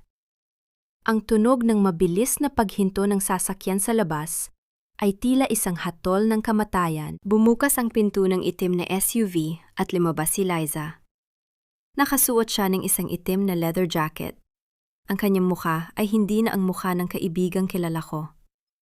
Punong-puno ito ng pot at desperasyon. Sa likuran niya, naroon ang dalawang lalaking naka-uniforme ng security. May mga hawak na mabibigat na gamit. "Ibigay mo sa akin ang kahon, Marisol," wika ni Liza. Ang boses niya ay malamig at walang bahid ng pag-aalinlangan. "Hindi ka makakalabas dito ng buhay kung susubukan mong ilabas ang mga papel na yan." "You really think it's that easy, Liza?" Sagot ko, habang dahan-dahang tumatayo. Hindi ko binitiwan ang kahon. Tiningnan ko siya ng diretsyo. Walang bakas ng takot sa aking mga mata. "Akala mo ba ay hindi ko inasahan na susundan niyo ako rito? Ang 18 milyong pisong ninakaw mo ay hindi sapat para bilhin ang kalayaan mo at lalong hindi sapat para takasan ang katotohanang nakasulat dito?" Walang maniniwala sa'yo, sigaw ni Liza. Ang kanyang mukha ay nagsisimulang manginig sa galit. "Don Victor owns the law in this town. Isang tawag ko lang. Ikaw ang lalabas na nagnakaw ng mga dokumentong yan. Give it to me now." Ang batas ay hindi nabibili ng ginto kapag ang buong mundo ay nanonood. "Liza," wika ko nang may tipid na ngiti. Inilabas ko ang aking cellphone mula sa bulsa. "Tingnan mo ang iyong screen. Ang bawat salitang sinasabi mo, ang bawat galaw niyo rito sa kamalig, ay naka-livestream sa lahat ng major news outlets sa Maynila at sa Singapore. Ang Bagong Pag-asa Foundation ay hindi lang para sa mga OFW. Liza, ito ay isang network ng mga taong marunong lumaban gamit ang teknolohiya." Nanlaki ang mga mata ni Liza. Mabilis niyang kinuha ang kanyang sariling telepono at nakita ang libo-libong mga komento at reactions na bumabaha sa screen. Ang kanyang mukha na dati ay puno ng yabang ay biglang naging putla, tila isang bangkay na naglalakad. "Walang hiya ka," susugod sana siya. Ngunit pinigilan siya ng isa sa kanyang mga kasama. Ang tunog ng papalapit na sirena ng mga pulis ay nagsimulang umalingaw-ngaw sa paligid ng sakahan. "Tapos na ang laro, Liza," sabi ko. Ang boses ko ay puno ng otoridad. Ang 18 milyong piso ay naka-freeze na. Ang mga Ordonez ay kakaharap sa Senate inquiry bukas ng umaga dahil sa mga dokumentong ito. At ikaw ang magiging kauna-unahang biktima ng sarili mong kasakiman. Humakbang ako palabas ng kamalig. Kasunod si Gabriel. Ang mga pulis ay nagsidatingan na at pinalibutan ang itim na SUV. Nakita ko ang pagbagsak ni Liza sa kanyang mga tuhod. Ang kanyang luha ay tila mga ulan na pilit na naglilinis sa kanyang makasalan ng pagkatao. Ngunit alam kong huli na ang lahat. Tumingin ako kay Gabriel at tumango. "Dalahin na ang mga dokumentong ito sa headquarters. Huwag hahayaang mawalay sa paningin mo." "Paano ka, Marisol?" tanong ni Gabriel nang may pag-aalala. May kailangan pa akong puntahan. Isang huling pagbisita bago ko tuluyang isara ang kabanatang ito. Sagot ko. Sumakay ako sa aking sasakyan at tumuloy sa ospital kung saan pumanaw si Ramon. Ngunit hindi si Ramon ang pakay ko. Sa loob ng intensive care unit, naroon ang isa pang taong bahagi ng madilim na kahapong ito. Pumasok ako sa kwarto at nakita ko si Don Victor Ordonez. Nakahiga siya. Maraming tubo ang nakakabit sa kanyang katawan. Inatake siya sa puso nang malaman ang tungkol sa livestream. Ang kanyang kapangyarihan ay naglaho ng parang bula sa loob lamang ng 1 oras. Tumayo ako sa tabi ng kanyang kama. Hindi ako nakaramdam ng saya, ngunit naramdaman ko ang katarungan. Don Victor, bulong ko. Ang lupang gusto mong kunin ay hindi kailanman magiging iyo. Ito ay mananatiling malaya. tulad ng aking pagkatao. At ang iyong anak na si Liza. Huwag kang mag-alala. Sisiguraduhin kong magkakaroon siya ng sapat na oras sa loob ng rehas para pagsisihan ang lahat ng ginawa niyo sa tatay ko. Lalabas na sana ako ng kwarto nang biglang bumukas ang pinto at pumasok ang isang NARS. Bit-bit ang isang urgent telegram. Ma'am Marisol de la Cruz, may mensahe po para sa inyo mula sa Singapore. Isang emergency tungkol sa inyong main account. Wika ng NARS. Binuksan ko ang telegram at tila huminto ang mundo sa aking nabasa. Ang lahat ng assets ko sa Singapore, ang bawat sentimong pinaghirapan ko ay biglang nailipat sa isang unknown trust fund sa Cayman Islands sa pamamagitan ng isang digital signature na kamukhang-kamukha ng sa akin. Naramdaman ko ang mabilis na pagtibok ng aking puso. May isa pang tao. Isang taong mas mataas pa kina Adrian, Liza, at Don Victor. Isang taong matagal nang nagtatago sa anino at nagmamanipula ng lahat mula sa simula. Tumingin ako sa labas ng bintana ng ospital. Isang itim na anino ang nakita kong nakatayo sa ilalim ng post ng ilaw sa kalsada. Nakatingin ng diretsyo sa aking kwarto. Isang pamilyar na anino. Ang bawat letra sa telegramang hawak ko ay tila mga karayom na tumutusok sa aking mga palad. Nawala ang lahat. Ang 15 taon ng pagtitiis sa ibang bansa. Ang mga gabing pinalipas ko sa pagod para lamang makapag-ipon ng bawat sentimo. Lahat ng iyon ay naglaho sa loob lamang ng isang saglit. Ngunit sa halip na sumigaw o humagulgol, naramdaman ko ang isang nakakatakot na katahimikan sa aking sistema. Ang aking utak, na sanay sa paglutas ng mga krisis sa negosyo, ay mabilis na nag-reboot. Marisol, anong nangyari? Bakit ganyan ang mukha mo? Tanong ni Attorney Gabriel na kapapasok lang sa silid. Inabot ko sa kanya ang telegrama. Habang binabasa niya ito, nakita ko ang pagkunot ng kanyang no at ang unti-unting pagkawala ng kulay sa kanyang mukha. Hindi ito posible. Ang digital signature na ito. Ikaw na ikaw ito, Marisol. Sino ang may access sa biometrics mo sa Singapore? Isa lang ang taong may kakayahang gawin ito. Bulong ko habang nakatingin sa labas ng bintana. Sa aninong kanina lang ay nakatayo sa ilalim ng poste ng ilaw. Ang taong nagturo sa akin kung paano maging matatag. Ang taong akala ko ay matagal na ring pumanaw. Hindi ko na hinintay ang sagot ni Gabriel. Mabilis akong lumabas ng kwarto ng ospital at tinungo ang parking lot. Ang malamig na hangin ng gabi ay humahampas sa aking mukha, ngunit mas matindi ang lamig na nararamdaman ko sa aking puso. Pagdating ko sa lugar kung nasaan ang anino kanina, wala na ang tao. Ang tanging naiwan sa semento ay isang piraso ng tuyong orchid, isang Singaporean orchid. Sienna. Bigkas ko sa pangalang matagal ko nang ibinoon sa limot, si Sienna Ordonez, ang tunay na anak ni Don Victor. Ang babaeng naging mentor ko sa Singapore. Ang babaeng itinuring kong ate. Bago ko nalamang siya pala, ang orihinal na biktima ng kasakiman ng sarili niyang ama.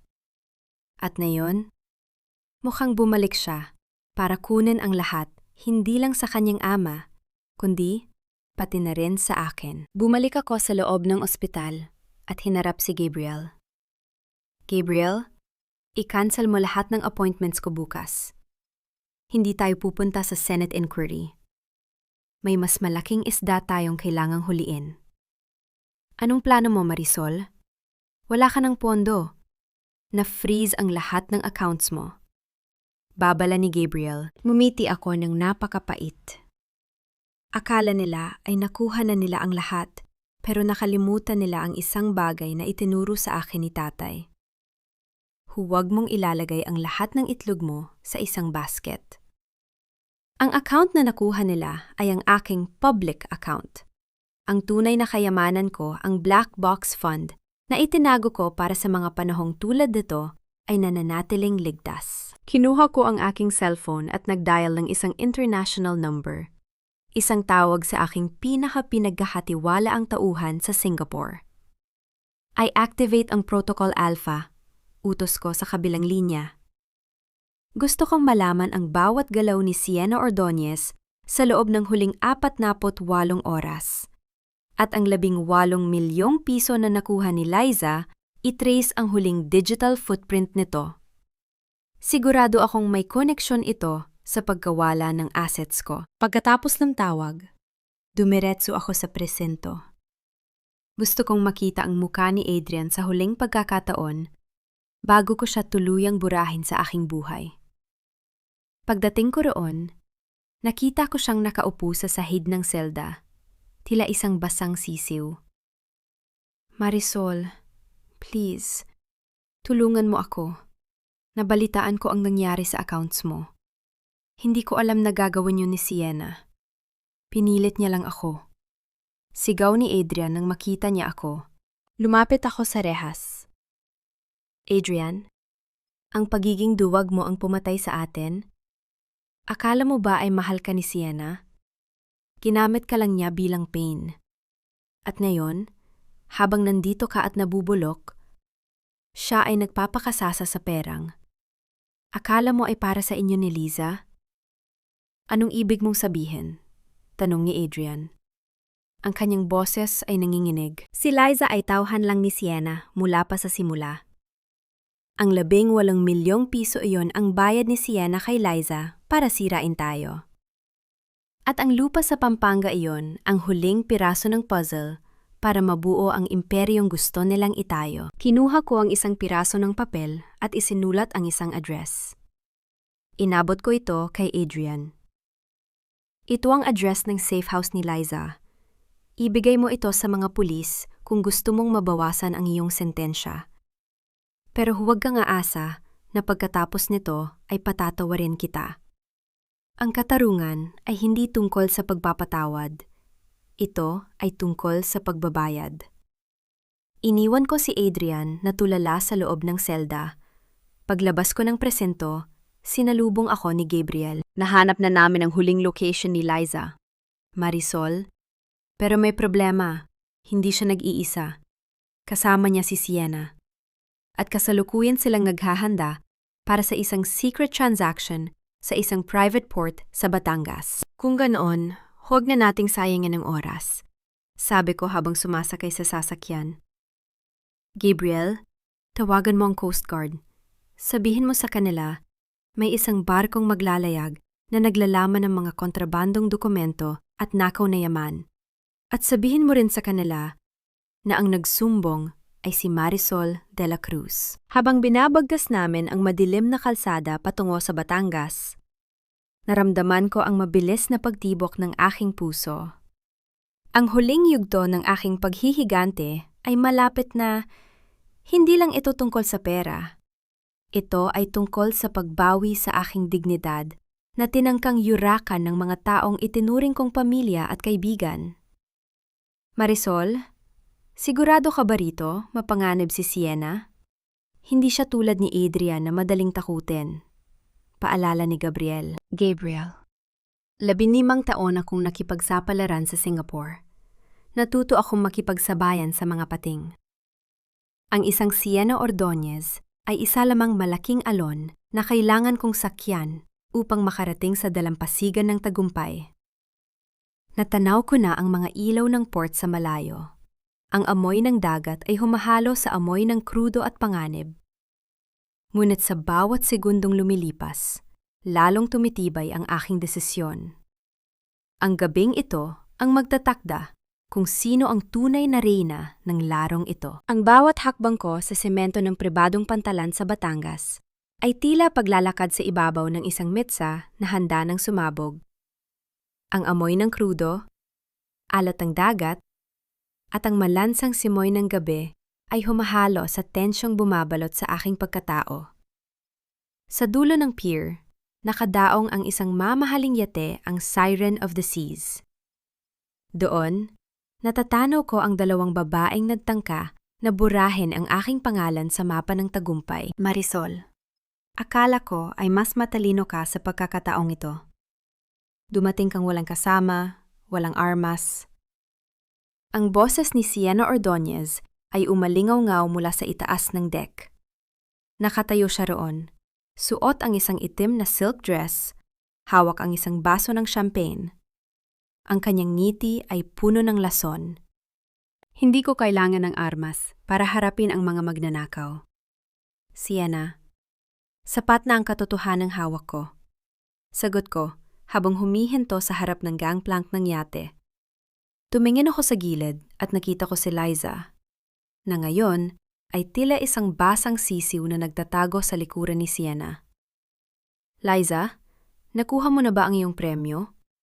O napagtanto mo na rin na ikaw ay isa lamang piraso ng basura na itatapon din ni Sienna pagkatapos ng gabing ito? Manahimik ka, Marisol. Sigaw ni Liza. Ang kanyang boses ay nanginginig sa takot. Hawak na ni Sienna ang lahat ang pera mo, ang lupa mo. Wala ka ng laban. Natawa ako ng mahina. Isang tawang tila bakal na kinaladkad sa kalsada. Hawak niya ang pera, ang 18 milyong piso na kinuha mo, at ang asset sa Singapore na inilipat nyo sa Cayman Islands. Sienna, titingnan mo ba ang iyong tablet? O gusto mong ako na ang magbalita sa'yo? Napakunot ang noo ni Sienna. Ibinaba niya ang kanyang baso at kinuha ang kanyang gadget mula sa mesa. Nakita ko ang unti-unting pagbabago ng kanyang mukha mula sa pagiging kampante patungo sa isang hindi maipaliwanag na gulat. Anong ginawa mo? Tanong ni Sienna. Ang kanyang boses ay naging matalas. Bakit nakalock ang transfer? Bakit may red flag mula sa Anti-Money Laundering Council? Simple lang. Sienna, ang bawat sentimong inilipat nyo mula sa aking public account ay may nakabaon na digital virus. Sa sandaling pumasok ang perang iyon sa iyong kumpanya sa Cayman Islands. Ang bawat transaksyon ng Ordonez Group sa buong mundo ay otomatikong na-freeze para sa investigasyon ng Interpol. Hindi nyo ninakaw ang pera ko. Kinuha nyo ang mitsa na magpapasabog sa inyong buong imperyo. Walang hiya ka? Susugod sana si Sienna pababa ng yate. Ngunit napatigil siya nang marinig ang malakas na tunog ng mga sirena na nagmumula sa kalsada patungo sa pantalan. Ang mga asul at pulang ilaw ay nagsimulang tumama sa puting katawan ng yate. Ati, Gabriel, ngayon na. Bulong ko sa aking Bluetooth earpiece. Sa isang saglit, ang paligid ng pantalan ay napuno ng mga tauhan ng Coast Guard at mga pulis. Ang dagundong ng makina ng kanilang mga patrol boat ay nagpatahimik sa hangin. Si Attorney, Gabriel ay lumabas mula sa likod ng isang container van. Bit-bit ang mga warrant of arrest. Sienna Ordonez at Liza Santos, kayo ay inaaresto sa kasong international wire fraud, money laundering, at large-scale estafa. Sigaw ni Gabriel.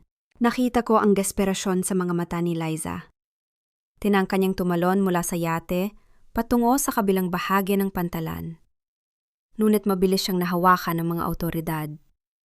Ang tunog ng pagkakalansing ng posa sa kanyang mga kamay ay tila musikang nagtatapos sa aming huwad na pagkakaibigan.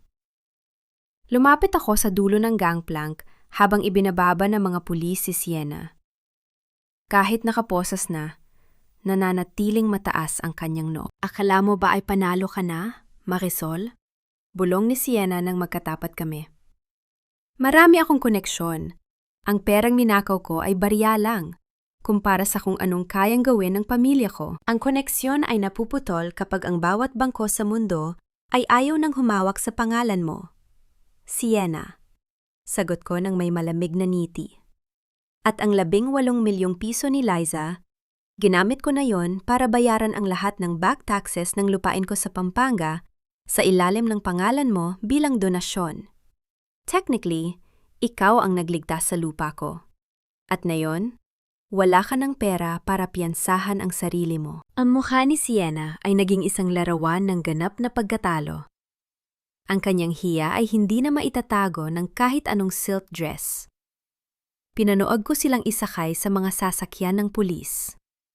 Iniwan ang yate na ngayon ay simbolo na lamang ng kanilang kasakiman. Naiwan kami ni Gabriel sa pantalan. Ang tunog ng mga alon na humahampas sa mga poste ng pier ay tila isang marahang palakpak para sa aming tagumpay. Tapos na, Marisol. Nakuha na natin sila. Wika ni Gabriel, habang iniaabot sa akin ang isang mainit na kape mula sa kanyang sasakyan. Hindi pa, Gabriel. Sagot ko, habang nakatingin sa malawak na dagat. Ang pagpapakulong sa kanila ay simula pa lamang. Ngayon, kailangan nating buuin ang bagong pag-asa. Gusto kong ang bawat babaeng naloko at nayurakan ay makahanap ng tahanan sa lupang pinaglaban ko. Lalayo na sana kami nang mapansin ko ang isang maliit na bangkang dahan-dahang lumalapit sa pantalan. Isang lalaki ang bumaba. May bitbit na isang itim na briefcase. Ang kanyang mukha ay pamilyar isa sa mga tauhan ni Don Victor na akala ko ay kasama sa mga naaresto. Ma'am Marisol, tawag ng lalaki. May huling mensahe si Don Victor bago siya tuluyang mawalan ng malay sa ospital. Pinag-utos niyang ibigay ito sa inyo. Ito ang orihinal na titulo ng lupa sa Pampanga at ang mga dokumentong magpapatunay na ang tatay mo ay hindi biktima ng pagkakataon, kundi isang bayaning piniling manahimik para protektahan ka. Napatigil ang tibok ng aking puso. Anong ibig mong sabihin? Ang tatay mo, ma'am, hindi lang siya isang magsasaka. Siya ang dating accountant ng mga Ordonez na tumangging mandaya sa mga libro. Pinatay siya dahil sa katapatan niya. At ang lahat ng mangyari sa iyo mula sa Singapore hanggang kay Adrian ay bahagi ng isang mahabang plano para makuha ang mga hawak niyang ebidensya. Naramdaman ko ang biglang pagbigat ng aking dibdib. Ang bawat sakripisyo ko, ang bawat sakit na naranasan ko, ay may mas malalim palang dahilan. Ang briefcase ay inabot sa akin, at sa loob nito, nakita ko ang isang lumang litrato namin ni tatay. Sa likod nito, may nakasulat. Ang katotohanan ang iyong tunay na yaman. Hija, maliwanag ang sikat ng araw sa luntiang bukirin ng Pampanga. Tila isang mainit na yakap mula sa langit na nagpaparamdam na ang mahabang gabi ng pagtataksil ay tuluyan ng natapos. Nakatayo ako sa balkonahe ng Bagong Pag-asa Training Center, ang gusaling itinayo ko sa mismang lupang muntik ng manakaw ng mga taong itinuring kong pamilya. Ang amoy ng namumukadkad na mga bulaklak ng mangga ay humahalo sa ingay ng tawanan ng mga kababaihang kasalukuyang nag-aaral sa loob mga dating OFW, mga inang biktima ng karahasan, at mga pusong tulad ko ay minsang nadurog, ngunit piniling bumangon. Isang taon na ang lumipas, simula nang gumuho ang imperyo ng mga Ordonez at Villanueva. Sa loob ng New Bilibid Prison, ang bawat araw ni Adrian ay isang mahabang serya ng pagsisisi. Ayon sa aking mga balita, hindi siya makatulog sa gabi dahil sa takot at sa katotohanang ang bawat karangyaan na dati niyang ipinagmamayabang ay naging abo na. Wala na ang kanyang mga mamahaling relo. Wala na ang kanyang mga sasakyan.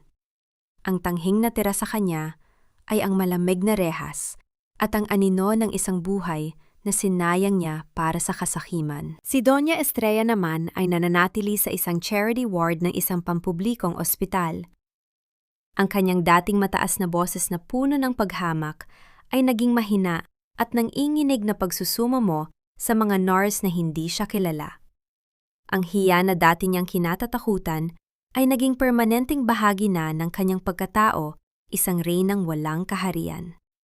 Isang inang kinalimutan ng sariling anak, na siya ring nagturo sa kanya kung paano maging tuso.